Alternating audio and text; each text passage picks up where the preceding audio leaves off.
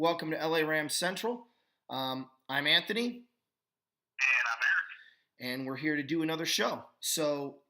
Today's the recap of the Thursday game and then our preview for the other games. So, as far as the Redskins game, I'm officially on the Redskins suck bandwagon. This is ridiculous. I don't know how you lose to a Dallas Cowboy team without Ezekiel Elliott.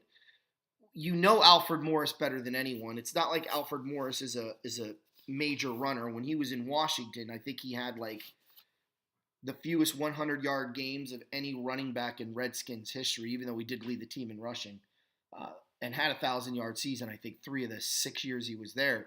But there was a stretch there, where he couldn't get 100 yards to save his friggin' life.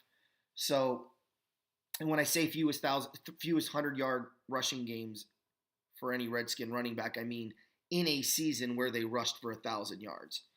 I'm not talking about every Redskin running back in general. I saw 3 glaring mistakes here for Washington. Poor tackling, the inability to stop the run, and no real ability to put pressure on the quarterback. Now, I know they're decimated with injuries, but at some point, the corners who are healthy, they had Swearinger, they had Norman, they had D'Angelo Hall back. At some point, the corners need to put enough sticky coverage on those wide receivers for them to get coverage sacks, and I just didn't see any in this game. I give Dallas a lot of credit. Their offensive line woke up and mowed the lawn, but the Redskins are better than they played, or at least I thought they were. Disappointing loss for Washington. They're officially out of the playoff picture, if you ask me. Even if they do win out, 9-7 isn't going to get you in. Your takey. Didn't 4 to 5 possessions to start the game for Washington end in a turnover? It seemed like it was interception, fumble, interception. It was kind of ridiculous what Washington went through. To put it mildly, they pooped the bed. It was a perfect game for them to go into Dallas, make a statement, and say, you know what, we're challenging for a wild card. We're not going to win the East. We're challenging for a wild card. Right. And now we need people to take us seriously. Well, nobody's taking you seriously anymore. Okay. I've never. There's nothing I've liked out of Washington this year when I've watched them, because they have no solidarity on offense. It's kind of simple. Reed's been out pretty much all year. Vernon Davis, who's supposed to pick up the slack, he had 3 catches against Dallas. The game before, he was held to 1 catch on 1 yard. Dude, come on. You're a veteran. You know the offense. You can take off at any time when Jordan Reed is not in that game, and you decided to not show up the last 2 games. So either you're not running the right routes, or your heart is not into it. Well, either that or okay. But the offense isn't going through you, so you're making yourself non-existent. Well, Ryan Grant, you don't want to show up in the game. The third wide receiver.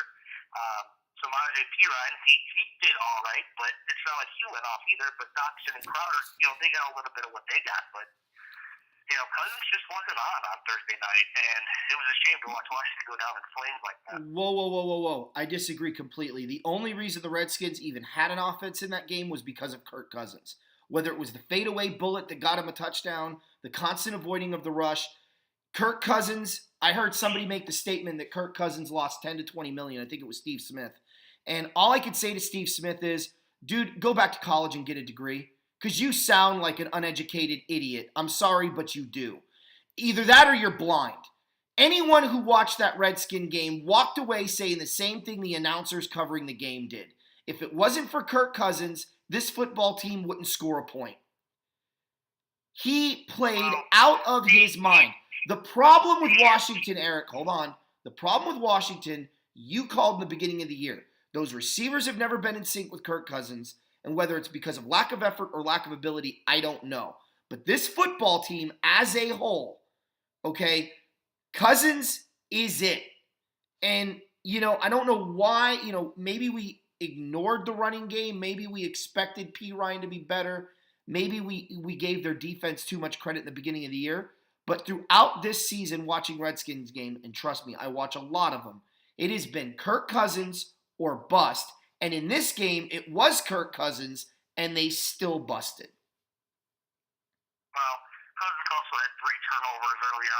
begin with, anyways, and also one drive-killing interception late in the game as well, allowed Dallas to get a touchdown, basically put the game out of reach. So, yes, it was part of Kirk's fault. It's a team game. Everybody gets the fault there. So, yes, Cousins is at fault. But Piron's also been thrust in the role because Kelly got hurt. Thompson, their third down back, he got hurt. He broke his leg a couple weeks back. So Piron has been thrust in that starting role. He's still learning. Obviously, you got to give him a little time. But forget it. I won't be surprised if he's their workhorse back, their main workhorse back, along with Chris Thompson next year. I think you see the last of Rob Kelly. Okay, well, two things on this. First of all, even Tom Brady this year has fumbled the ball when he's been hit from behind because his offensive line didn't do their job. The reason Tom Brady doesn't turn the ball over is because Tom Brady isn't spending 59 and a half minutes running around for his life hoping that he could find an open wide receiver like Kirk Cousins. The interception that he threw, one was bad, but the one in the end zone at the end of the game was the wrong route being run by, of course, Doxton. So, it's hard for me to get on. It's the same reason why I didn't get on Jared Goff last year. There are circumstances that make you good or bad. Okay? Trent Dilfer won a Super Bowl when he had an offensive line in front of him. I don't think anyone's going to sit there and say Trent Dilfer is a great quarterback. All right? And great quarterbacks like Joe Montana looked like garbage in 1980 when the 49ers went 6-10 when he didn't have a line blocking for him. Offensive line matters. What was Terry Bradshaw in the 80s? Not much. What was he in the 70s? A Hall of Fame quarterback. You need to have the team around you. And what you can look for when your team struggles, and this goes for everyone out there, Brown fans, Redskin fans, not Raven fans, they're doing well, but anybody that has a team that's struggling, you can look for three key spots. Center, is he communicating to get that offensive line in the right position? Left tackle, is he getting whooped like a redheaded stepchild and not giving your quarterback a chance? And finally, your wide receivers. Are they getting separation from the DBs? They're not doing those things, they're not going to win. And I'm only talking offense. I won't even go into defense. For the Redskins, this is their problem. Don't point the finger at Cousins. I'm done with it. And I'm going on a full defending spree on this guy from now until the cows come home because he's demonstrated this year he's not only a franchise quarterback, but he's a top 10 quarterback. I won't know about top 5 because you've got guys that are injured right now that are definitely better than him. But he's definitely a top 10 quarterback. Blaming Kirk Cousins for this loss is like blaming Eli Manning for the Giant problems. It's literally no different. Just throwing that out there. So, yes, he made mistakes. Yes, he turned the ball over. But that's what happens when you get up and you have to move your helmet from your ear hole to your face so you can see out of it again. And that's been the problem with him all year long. But overall, we agree, Eric, that Washington's done. Their season went up in flames. And there is plenty of fingers to point. But I caution pointing the finger at the quarterback. There's only so much the guy can do. Definitely the O-line needs to get better. I know they're dinged up, but I also feel bad for the Redskins coaching staff because how do you coach when you're using practice squad guards at tackle? Like, that's the situation the Redskins were dealing with. I think the biggest person to blame this year is the Redskins strength and conditioning coach because he friggin' sucks. I have never seen a team go through this many injuries this many years in a row. Fire that fool. But your take?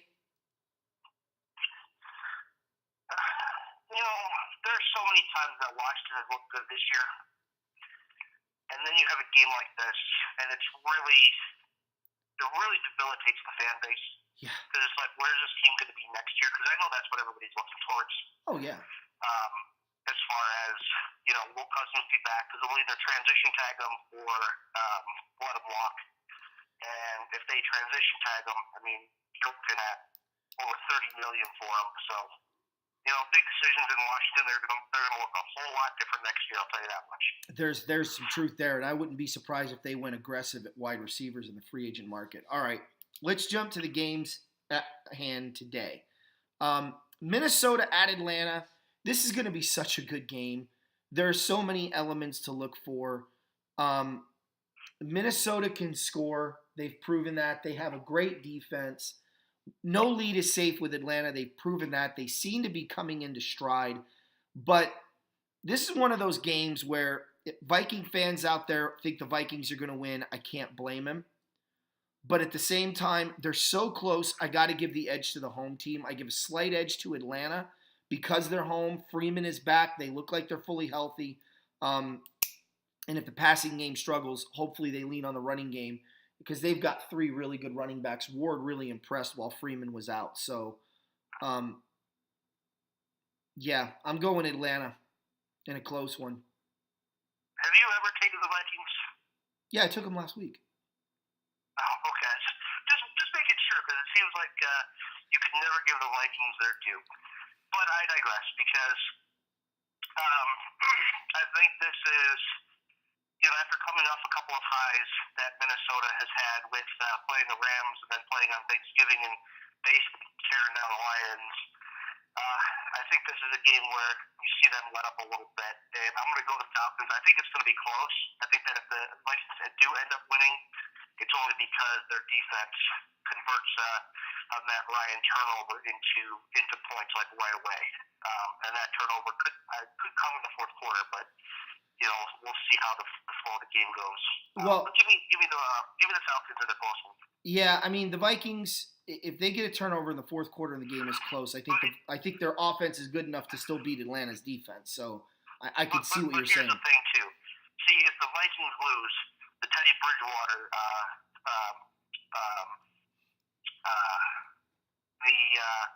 what's the word I'm looking for? The Teddy Bridgewater parade begins. Well, not just that, but the whispers. The whispers get louder, and I won't be surprised that if the Vikings lose close. And I won't be surprised that if Bridgewater is starting quarterback next week. And because they're doing this week to week, they're doing the wrong thing, in my opinion, in Minnesota. But that's what's going to happen. I mean, with an injury like Zimmer loves Bridgewater, and he's doing this with Case Keenum. So, like I said, expect the rumors to get louder, the whispers to get louder, and if they lose, well, that's all I'm going to say. 2 things. Zimmerman better listen to his players because I'm sure the players right now are probably thinking no, and he better be thinking about the guy he loves, which is Teddy Bridgewater. And what I mean by that is the best thing for Teddy Bridgewater after that injury is to just not play this year. Continue to rehab, continue to strengthen it, get to 100%, and then give him time to get to 120%. Because that injury was horrific. And I don't get the lure in rushing him. You're fine. You're in the playoffs. You know you're going to be there. Let's just say he's not healthy. Let's say he's not 100% right now. Because with that kind of injury, what's the damage if you just wait a little bit longer and let him strengthen it even more? I don't want Bridgewater at 100%. I want Bridgewater at 110% so this injury hopefully doesn't happen again. And any weakness or any structural problems that the scope can't pick up or the x-ray can't find or that the leg can't feel gets time to heal. The body takes time. I know he's young. I know he's good. But I don't see a reason in rushing him back right now. I just don't. And he is your future, so keep it that way. But what's funny is that all 3 Vikings quarterbacks are free agents for this year. That's crazy. That's going to be nuts. Well, I mean, no one better sign Sam Bradford. That's just the way it better be, but we'll see. I'm sure somebody will be dumb enough to do it. Well, not as a starter. I'd do it as a backup. I wouldn't even do it as a backup because then, great, your backup. Oh, okay, hold on. Okay. Since you said that, then who would you rather have as a backup? Okay? Sam Bradford or Mark Sanchez? Case Keenum. Well, he's not available. Then I guess I'm going to go, and I can't believe I'm saying this with Sanchez, only because the injury problem. You know, going from your second string to your third string quarterback means your season implodes. And that dude, as he showed in week 1, wasn't even a hit away from being done for the year. Like, the dude finished the game and then all of a sudden couldn't play anymore. Am I wrong? No. And that's something you have to consider. So who's your third string? You better, if you're going to get Bradford, you better have a really good third string quarterback. And you better pray. Or a very reliable starter, so this way Bradford doesn't play, but I don't know. I don't think I would take Mark Sanchez as a backup quarterback. Even though he's on the Bears as a third string now, there's no way. Well, you're asking me basically to choose who my third string quarterback is if Bradford's my backup. And, we joked about it in the beginning of the year, the over-under, how long Bradford would last. Little did we know it was going to be 4 quarters. So. Yeah, no kidding. Detroit at Baltimore. I'm going to go with the Ravens in this one. I think the Ravens are they're starting to play better. Detroit's on the road. I really don't know what they have. Unfortunately for them, Hundley isn't the other quarterback. It's going to be Flacco. The Falcons are running the ball, and that defense can get after it. I like the Ravens at home. Detroit road game, December. Yeah, give me the Ravens. I'm not sure how healthy right now Stafford is after that beating he took on Thanksgiving. So, yeah, give me the Ravens in this game. I'm here to see a Ravens team shut down that Lions offense. I'm not saying the Lions offense is prolific by any means. Abdullah is out. So, really, they're going to go with Theo Riddick and Zach Zenner. So, anticipate 50 pass attempts from Stafford today. Yeah. All right. New England at Buffalo. Here's what I got. I got upset alert. Keep your eyes open for a potential upset. But I'm picking New England to win this game because nobody in the AFC can prove to me that they're capable of beating anybody of substance. And that includes, that hurts, I should say, New England and Pittsburgh. I think the Patriots will win. I think they very easily could win by 35 points, but I will not be surprised if I turn on the TV and find out the Bills beat the Patriots by a field goal at the end of the game. I'm picking New England. I want to make that clear. I think the Patriots should win handily, but this is one of those games. If I'm a betting man, I'm not going to bet on the spread in this game.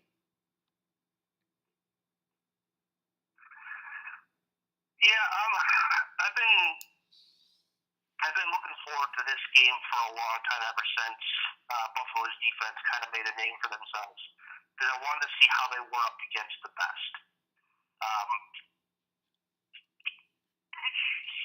Buffalo's played some okay teams and some decent teams. I know Kansas City is on fumes right now, but they held them to 10 points. And I know Kansas City is not New England, but Kansas City beat New England earlier in the season. So you kind of got to take that into context too.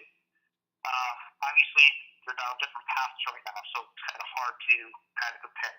Right. But this is a game where if Tom Brady struggles and throws multiple interceptions, something he hasn't done, I don't believe, this year yet. This is a game that it could happen. However, I do expect the Patriots to come out and win this game, and I think they're going to take off more or less midway third quarter of the second half and kind of put this game out of reach. Because as soon as the Patriots get at least a 2-touchdown lead, I don't think Buffalo's offense is good enough to come back. The only way Buffalo wins this game is if they ground and pound with Sean McCoy. With the Patriots defense not 100% right now, I could see a huge game from McCoy. That's the way they win. It's just feeding McCoy, running the clock down, and getting key stops at the right time on Brady. Yeah. Both teams are used to the cold, so that's not going to be a factor. So we'll see how Taylor is against the Patriots defense. Bill Kelvin Benjamin, he's got that torn meniscus in his knee, so it'll be interesting to see how the Bills offense looks today against the Patriots defense. I think that's the big key right there for me. That's the so second. Give me the Patriots, but I think the Bills keep it close for a while. That's the second guy the Bills have traded for that ended up getting injured. Yeah, no kidding. San Francisco at Chicago, I think, is another one of those upset specials. Keep your eye open. It could happen. Anytime a quarterback plays for the first time for a new team or plays for the first time, period, you have the opportunity for a Peterson-type performance in Buffalo, or you have an opportunity for a, Tom Brady well, not Tom Brady because his first start they won. You have a Tom Brady type situation that could happen in New England or Castle or insert name here. I don't think the 49ers are going to win. I am picking Chicago, but for me, Garoppolo's the X factor. If he comes out and demonstrates the ability to slip the ball all over the field, can avoid the rush a little bit, they got to run the ball with Hyde, however. And that is why I'm picking the Bears. Not a lot of people have had success running. Huh? Did you say Hightower? No, Hyde. Okay. I thought you said Hightower. No, Hyde. Like, no, what? Hyde. But that's the one thing the Bears have been really strong at this year is stopping the run relatively well. And the Niners aren't exactly a threat. Although I think it's an upset special, I'm going with the the Bears over the Niners. Sorry, I'm picking the Bears.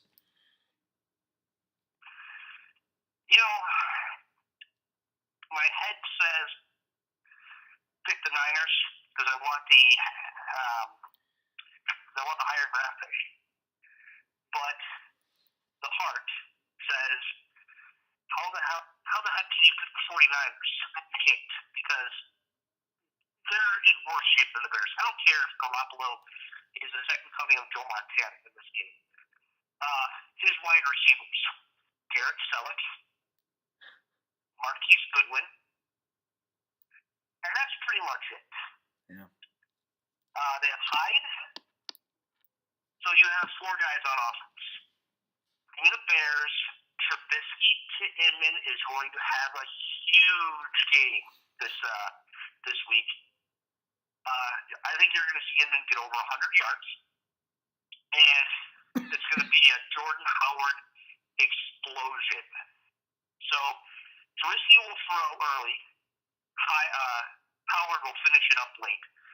I am banking on Howard to get over 150 yards rushing today, maybe even a couple of scores.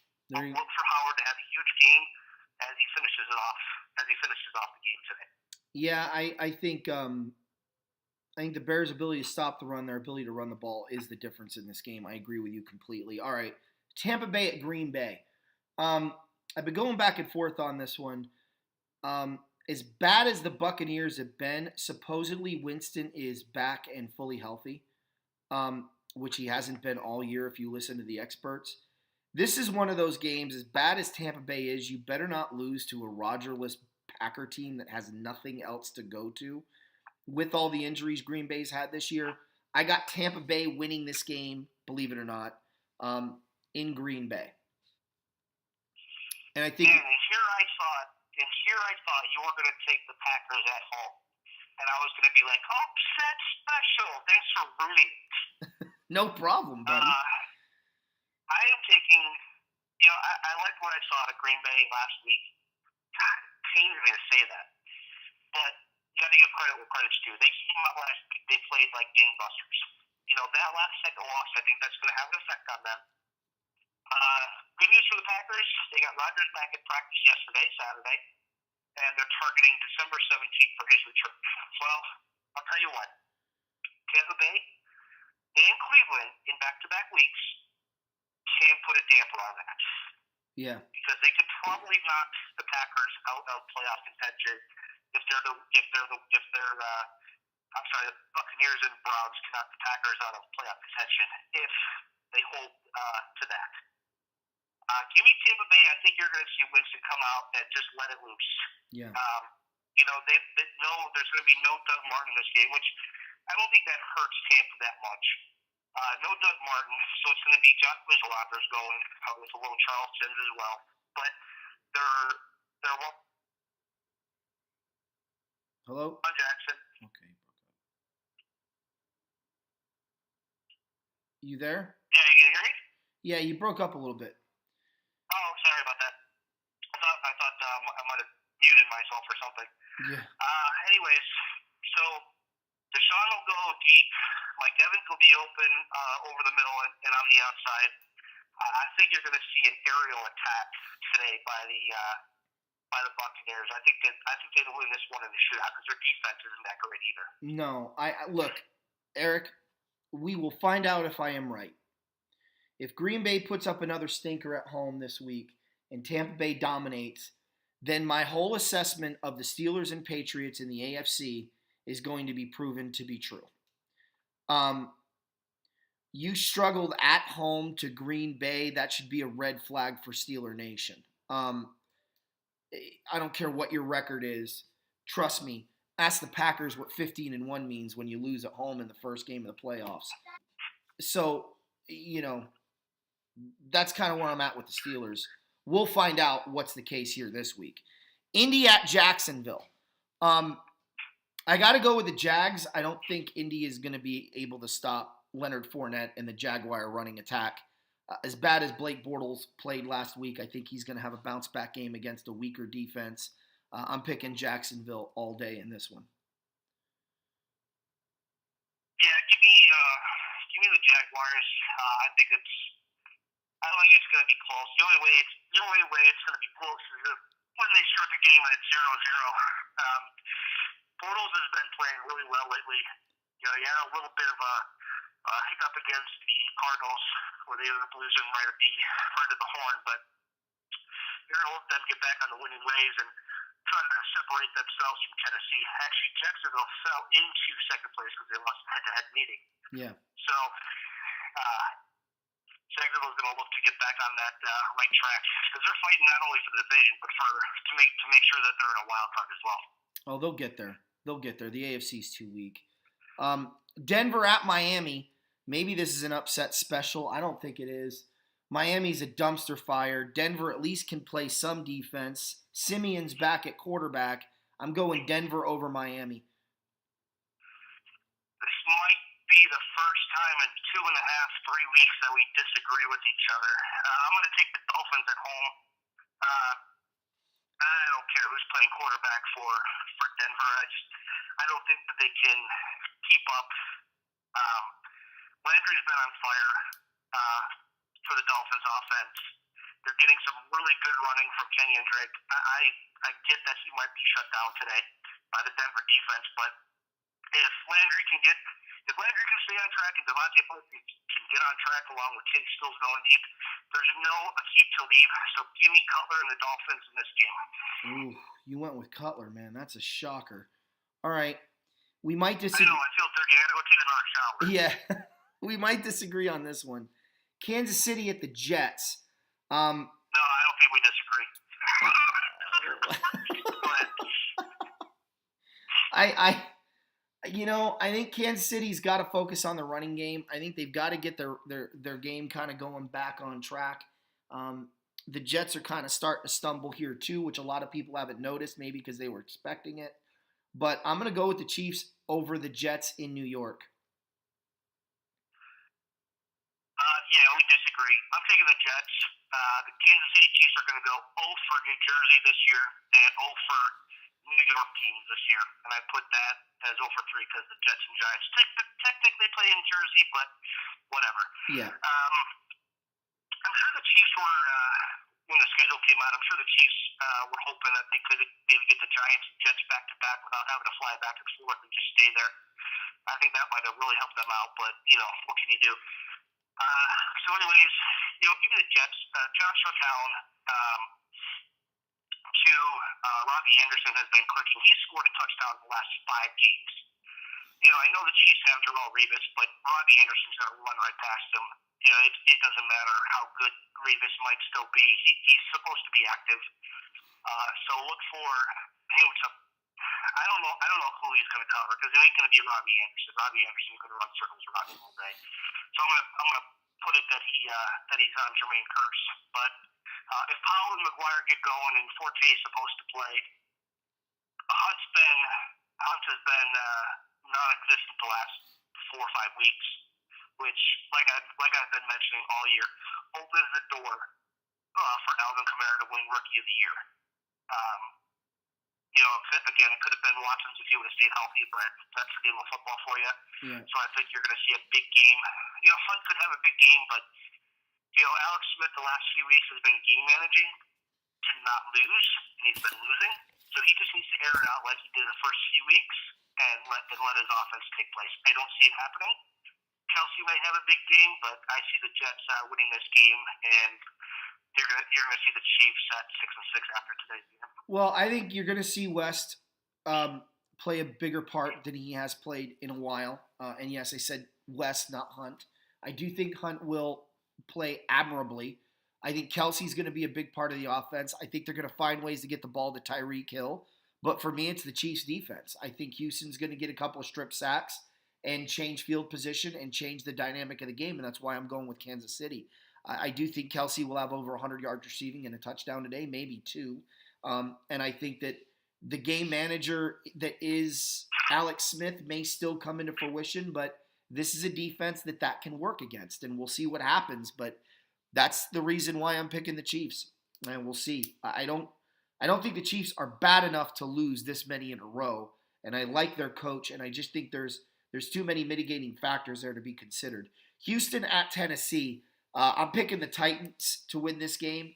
I think Houston is just a better football team all the way around. I like the fact that the Titans can run the ball. I think Houston can do a good job of stopping, but Marcus Mariota is going to be a problem. Correct me if I'm wrong, but did Houston not beat Tennessee earlier this year in Houston? I believe so, yes. So there is a little bit of a revenge factor to take place here too. And with no Deshaun Watson, I just don't believe in Savage enough to beat the Titans. All right.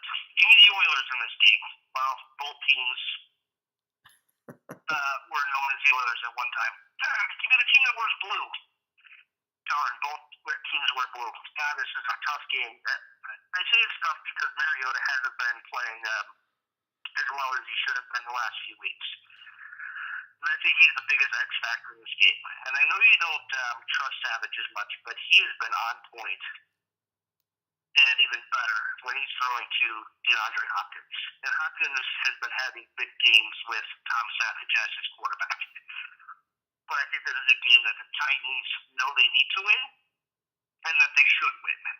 Now, Houston's defense is going to keep them in the game, but the 1-2 running combination of DeMarco Murray and Derrick Henry, I almost said Travis Henry, wow, Derrick Henry, are going to keep the ball on Tennessee's side, and they're going to run it out Houston's throat. Mariota may get a few yards himself, but I won't be surprised if he's still dealing with that hamstring injury a little bit. Just hasn't been himself. Give me the Titans in a close game. All right, and just real quick, remember what I said about Kenyon Drake, and you laughed at me. And now here we are 3 weeks later. So just throwing that out there. All right, finally we get the Rams and the Cardinals, the moment everyone's waiting for.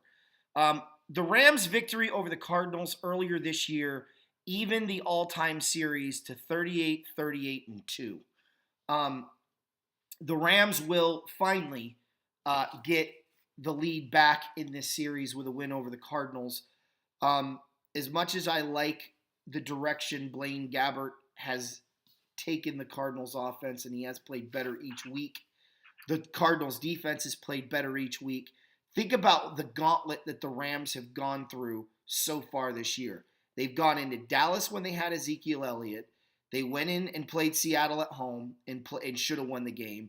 They went into Minnesota and New Orleans at home in consecutive weeks. They've played 4 really solid football teams, and they've been in or won every single one of those games.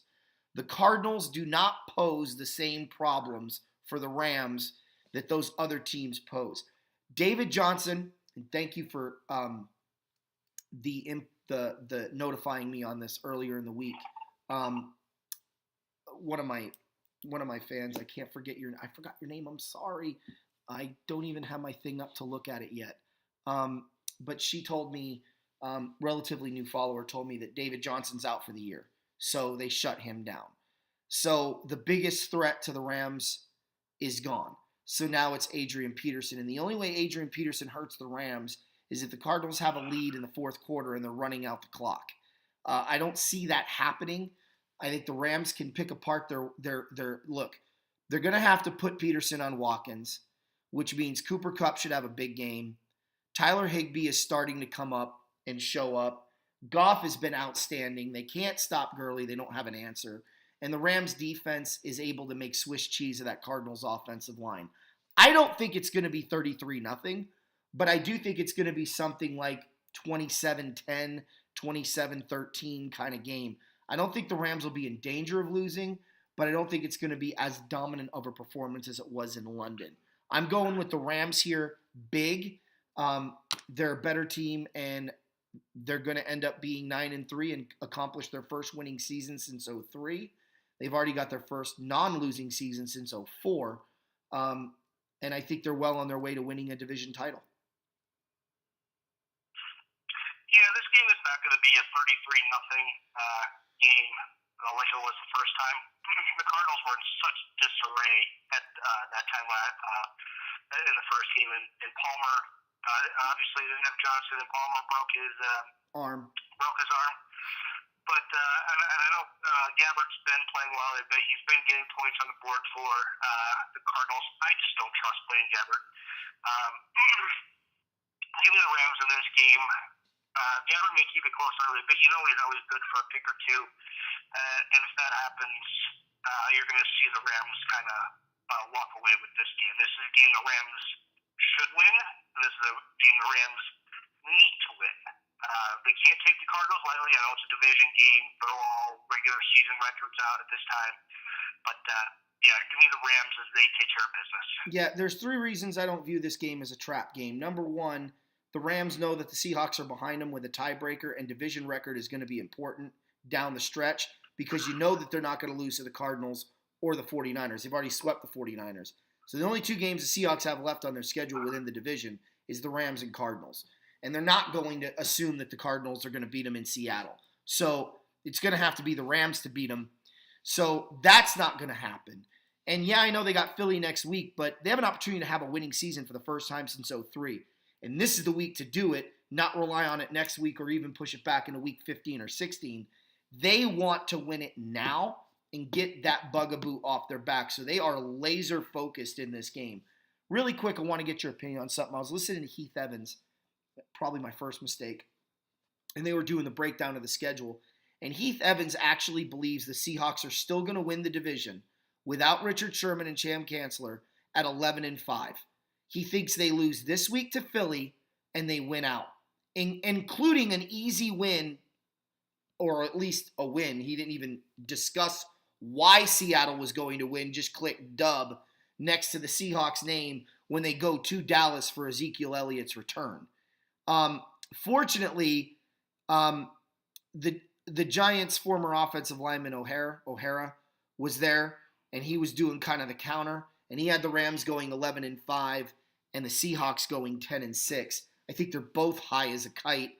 I think Seattle ends up going 9-7, maybe 10-6. No, we talked about that already. It's going to be a struggle down the stretch for them with the stretch of games that they have coming up. But, of course, Heath Evans had the Rams losing to Seattle in Seattle. And I'm just sitting there going, they played the Seahawks when they were perfectly healthy and went toe-to-toe with them.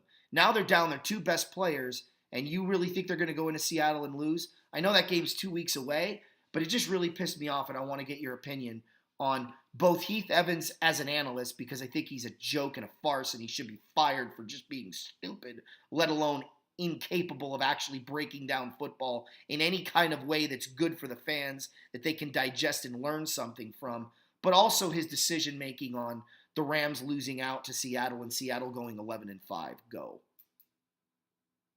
Well, it just shows that some people refuse to take their blinders off when it comes to actually evaluating teams. Mm-hmm. And the Rams are one of those teams who get the short end of the stick all the time. I'm sorry to say that. Yep. When you're 8-3, 7-4, I mean you're doing something right.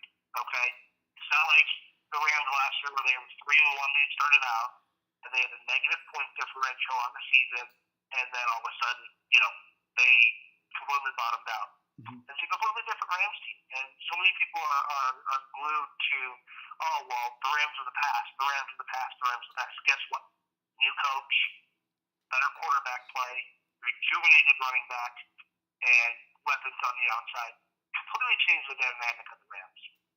Now, they're gonna, they're gonna have a hard time against the Eagles when they play them next week. The Seahawks, on the other hand, they get the Eagles this week on Sunday Night Football. Yeah. And, I think looking at the Seahawks schedule, it's not easy, okay? I see 2, maybe 3 potential wins, and I'm reaching when I say 3, because I don't know where the third one would come. Maybe they luck into it. Maybe they luck into it. But I see 2 wins against the Cowboys and Cardinals. Yes, I don't care if they have Ezekiel Elliott back 6 weeks off or 6 weeks off. You're not getting hit. I know you're a little bit fresh, but you're not getting hit. You're not getting that. You're not getting a linebacker coming at you and running you down or whatever.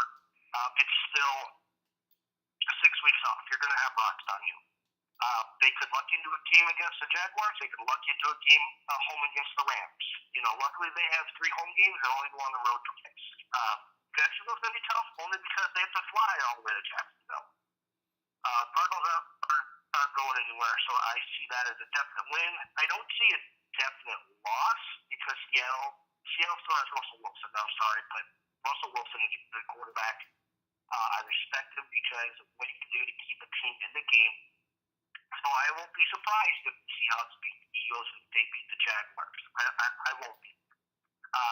The Rams game, I hope that game's on out here because that's another game that could easily be flexed and should be flexed into Sunday night. But, again, the worst I see the Seahawks doing is 2-3. The best I see them doing is 3-2. So if they do the best, they're 10-6. If they do the worst, they're 9-7. Seattle will go 8-8 this year. I'm just telling you right now. Okay. It may be 9-7 if they find a way to beat the Rams because the Rams, wet the bed and turn the ball over. But I as a running back, I disagree with you. Ezekiel Elliott having 6 weeks off is going to make him fresh. It's not like he doesn't know the Cowboys offense. It's not like he hasn't been a part of it. He will get plenty of contact during the week of that game. I promise you that.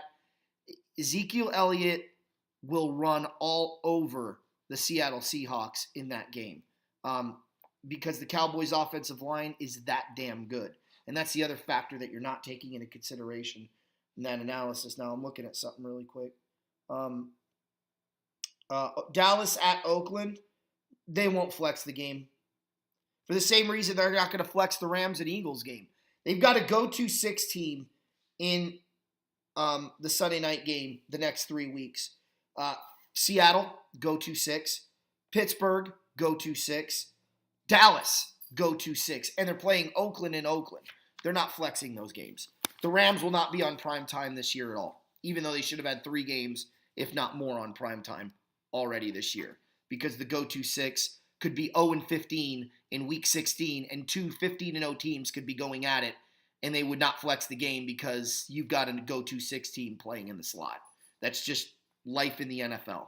That's what we have to endure. All right, the Chargers and the Browns. Pretty simple, pretty straightforward here for me. The Browns are the Browns, and the Chargers are red hot. I'm going San Diego. Well, a nice rematch from last year when the Browns beat the Chargers in Cleveland. That was on Christmas Eve. And there's a great stat out there that I'm just ready to drop on Christmas Eve for this game. I think it's a little too early to do that right now. Yeah, we'll wait.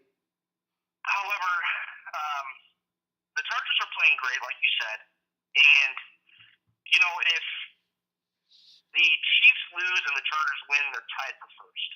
Technically, tied for first with the same record. Mm-hmm. So, whoever's out there who wants us to talk the Chargers up, man, here is your bread and butter. Because the Chargers are playing great football. They're getting good contributions from not only Melvin Gordon, but also Aaron Eckley. Is it Eckley or Eckert? I think it's Eckert. Eckert. Running the ball. Phillip Rivers looks like he's 23 again. He's hitting Hunter Henry like he should. Travis Benjamin, Tyrone Williams. Keenan Allen is having a career year, mainly because he's healthy, and that bodes well for the Chargers offense. But look at their defense. They are ridiculous with Joey Bosa on one side, and is that Kesey Hayward on the other side? Something like that. I apologize. I don't have the names in front of me, but wreaking havoc on opposing quarterbacks. Actually, I'm going to bring up the depth really quick because I think that's who it is. As far as their defense, okay, so yeah, it's Casey Hayward. Right.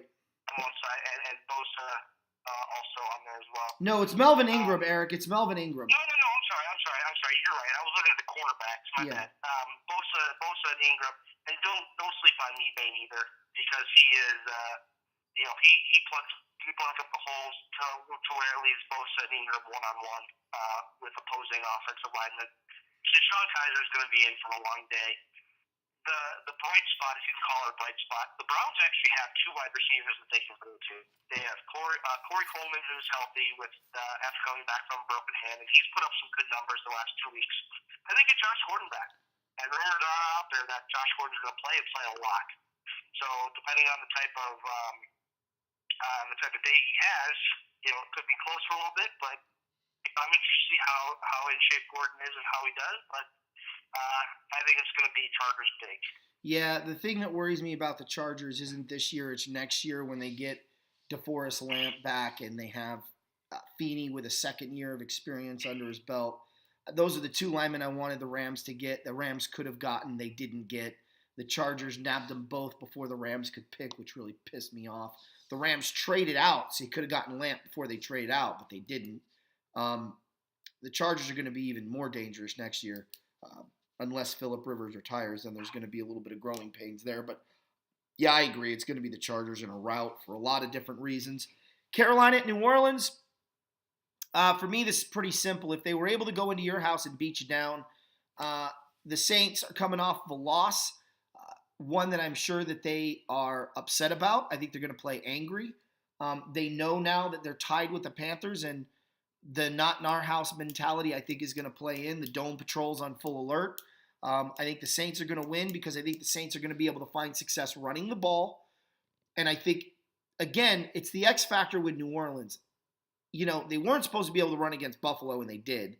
They weren't supposed to run against the Rams, some people thought, and they kind of did. But this is a football team at home that's just so different. And as they've proven week in and week out, don't sleep on Drew Brees. There's so many reasons to pick this game. McCaffrey looks like he will play. He's going to be a game-time decision.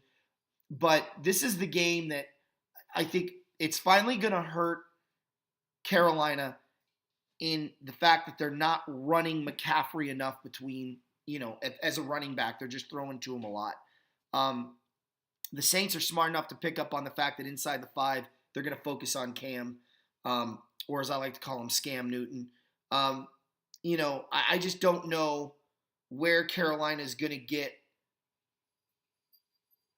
I don't know where Carolina is going to get the advantage in this game. I know their defense is playing really well, but they tore up their defense at home, and now they've got the speed of that turf, and their receivers are coming into their own, and Breeze is still Breeze, and the running game is clicking, and their defense is rock solid, and they can put pressure on the quarterback, and they know the Panthers well. I'm going New Orleans over Carolina here.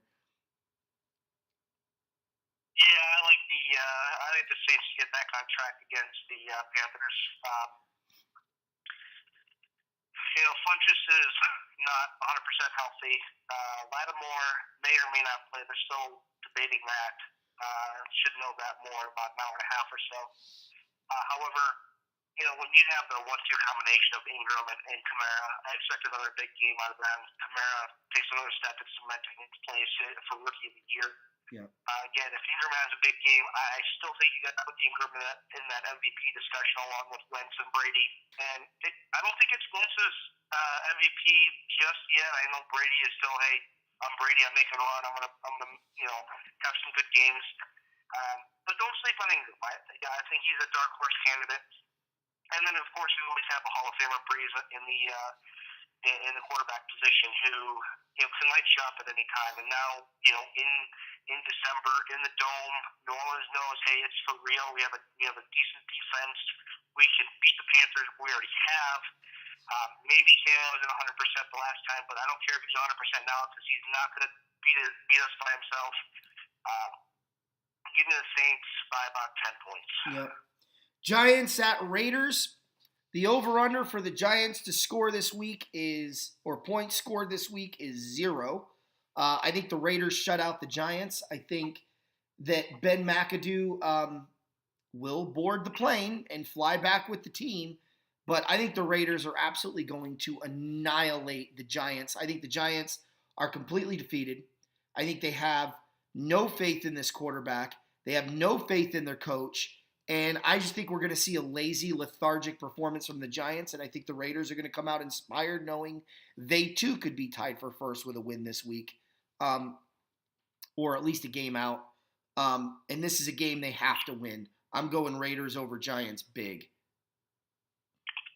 Really, I have two words for this matchup. Raiders win, but I have to add a little bit more because there's news coming out today that Ben McAdoo could be fired after today's game, possibly as early as Monday. And I meant after today's game, meaning as soon as they land in New York and everybody gets situated. I don't think it's going to be a pretty game by any means. See, here's the problem. When your owner comes out and says,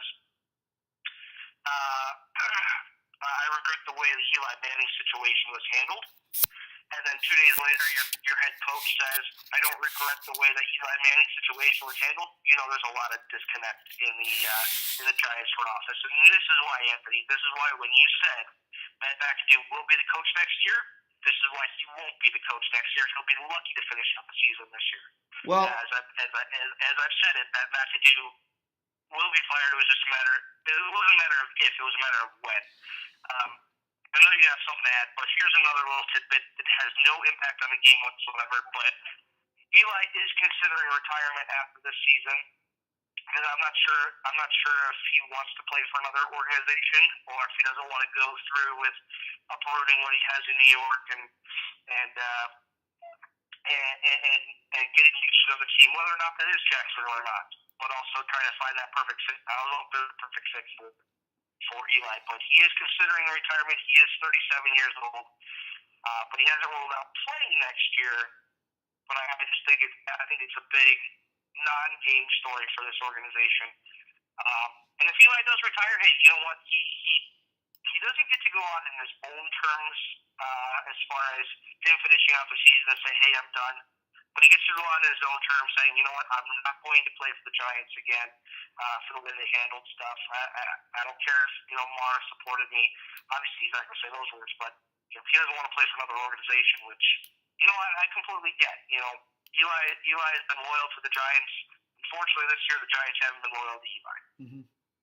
Well, all I was going to say on this is two front. One, my perception changed completely on McAdoo coming back when you hear the owner say about McAdoo's future, nothing is certain, meaning will he finish the year? And he said nothing is certain. Then you couple the fact that Ben McAdoo doesn't regret the way the situation was handled when the owner does. Those are bad signs because that shows that there is a disconnect. The reality is Eli Manning knows Mara didn't have his back because Mara's the one that made the suggestion to begin with. So there is no reason to return to New York. I think Jacksonville is a perfect fit. I think there's a couple teams out there that would be a really good fit for Eli, Arizona being one of them. But especially with Larry Fitzgerald returning next year and having that quarterback coach and a healthy defense coming back, I think that would be a scary team. But I think you're right. I think Eli will retire and get yet another notch on his gun over Peyton Manning.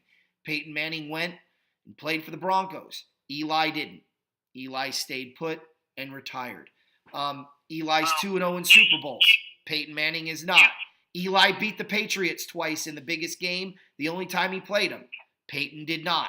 So Eli's got a lot of things on his brother. He doesn't need the streak. I think he'll be fine. Well, don't say Peyton did not, because Peyton did in the 06 championship game to go to the Super Bowl. No. Peyton Manning's record against New England was horrendous in the playoffs. It was, but he still beat them. That's not what I said. That's not what I said. I said Eli was 2-0 in the big game against the Patriots, and Peyton was not. That's a fact. Oh, well, it's a fact because, yes. Okay, put an asterisk on that for me, okay? And I'll tell you why. Because Peyton Manning couldn't play Tom Brady in the Super Bowl. Okay. He couldn't. No matter where he went. He couldn't play Tom Brady in the Super Bowl because he stayed in the AFC. Well, I understand that, but they didn't say the Super Bowl. I said it. Okay, fine. Take the asterisks away. Just say postseason. He beat the Patriots when the Patriots were undefeated. Eli Manning beat the Patriots twice, I think, total in his entire postseason career. You know, the only 2 times he could. What do you mean the only? Well, right, but one of them was an undefeated Super Bowl year, and another one was we're not going to lose to the Giants again mentality, and we're doing this for Bob Kraft's wife moment, and they still beat him. And he was the MVP of both games. So no one's going to convince me that Eli isn't better than Peyton. Peyton Manning is the greatest regular season quarterback that ever lived. And that's where his legacy will lie. And I'm sorry, but his postseason record is horrendous. And for a guy that was supposed to be the best in the game at his craft, Tom Brady proved he was better by a long shot. So, okay, in your estimation, who's the better regular season quarterback between Manning and Dan Marino? Manning has all the records. Okay. Manning has all the records. I mean, he broke Marino's record, but it's a completely different football back in the 80s and now. Well, that I agree with. But to give credit to Eli Manning, or Peyton Manning, I should say, a lot of those numbers that he was putting up early in his career were under the same rules. Then the end of his career, those rules changed. So I give you that. You could put an asterisk next to that if you want, if you're a Marino fan. But both were regular season heroes and postseason flops. But that's that. Philadelphia at Seattle.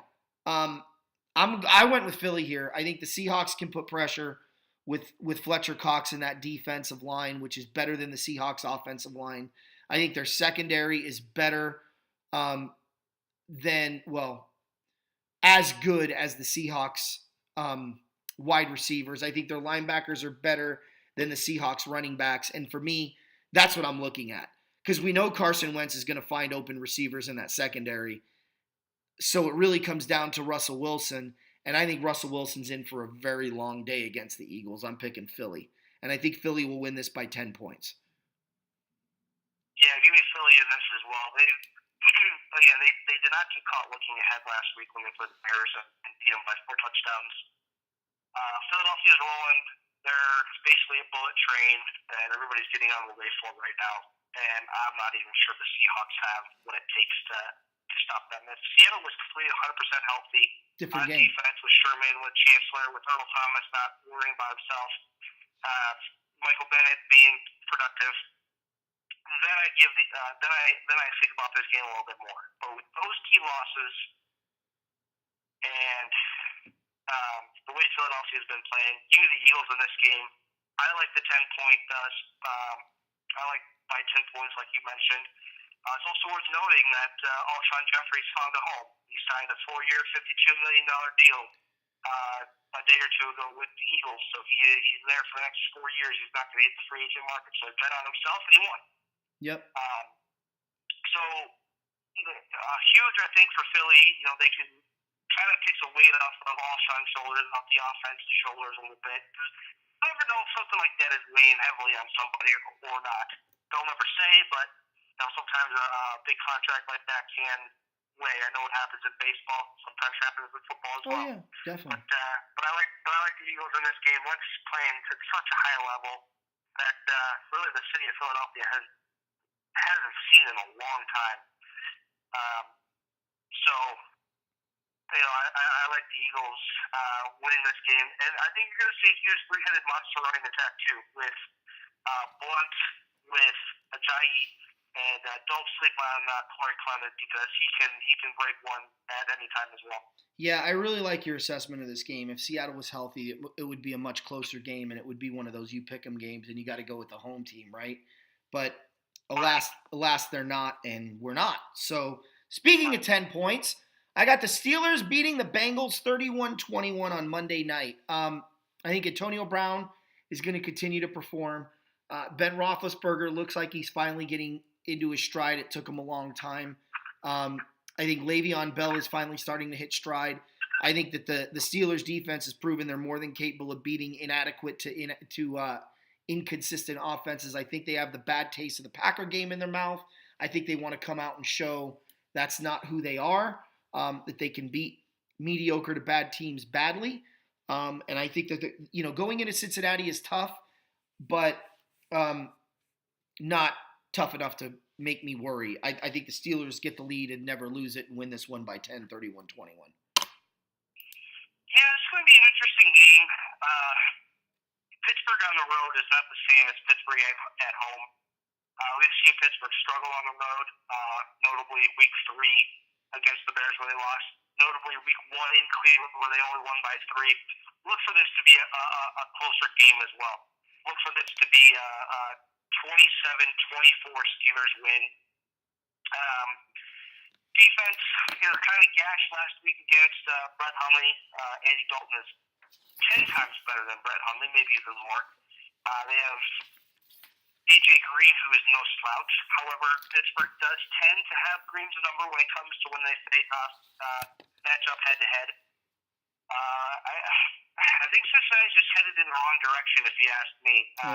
Joe Mixon's looking to make a name for himself. He wants to get back at Pittsburgh after he was held in check, and I know he was Instagramming or tweeting or Facebooking or something about Le'Veon Bell that he should have it. He should have touched the ball more than Bell, and Bell kind of just laughed it off and had himself a game against Cincinnati. Mixon has been playing a lot better. Has been running much better for Cincinnati. When they finally decide to start giving him the ball, they're like, be our workhorse, be our bell cow. Here's the ball, and Dalton has that running back now that he can hand the ball off to and say go. Yeah. But I think Pittsburgh keys in on Mixon, stops the run, makes Andy Dalton one-dimensional, and they roll safety coverage over the top to AJ Green. And that really just leaves Tyler Kroft, Brandon LaFell open on the other sides, and I'm not sure that's going to be enough to win a game. Brown has a big game, Bell has a big game, but I think you're going to see Roethlisberger struggle as well. Like, he'll get the ball to Bell, he'll get the ball to Brown, but throwing a couple of interceptions on there won't make his numbers the greatest. Pittsburgh barely squeaks out a win in Cincinnati Monday night. And I'm expecting a raucous crowd for Pittsburgh. They can't stand the Steelers. I won't be surprised too, and I hate to say this, and I don't condone it, but I hate to say it. Look for a cheap shot from Vontaze Burfict because he hates the Steelers. Look for him to get possibly ejected as well. Yeah. And I say that because that is something to watch. In the playoff game a few years ago when Brown was going over the middle and he knocked Brown out unconscious, I think that, in my opinion, that year Pittsburgh was the best team in the AFC and would have won the Super Bowl. As soon as Brown went out, their Super Bowl hopes went out the window. And Burfict, I believe, was suspended for part of the next season, a couple of games here or there.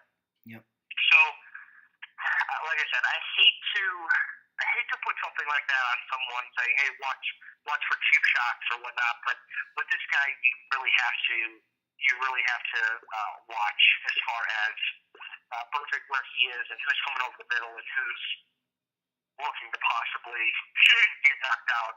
And you don't want to see that in this game right now. So give me the Steelers again.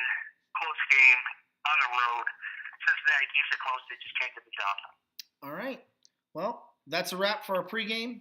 This won't be uploaded probably until well into the second set of games. Sorry, guys, but it takes forever on an Apple. Again, I'm Anthony. And I'm Eric. And this is LA Rams Central. And go Rams!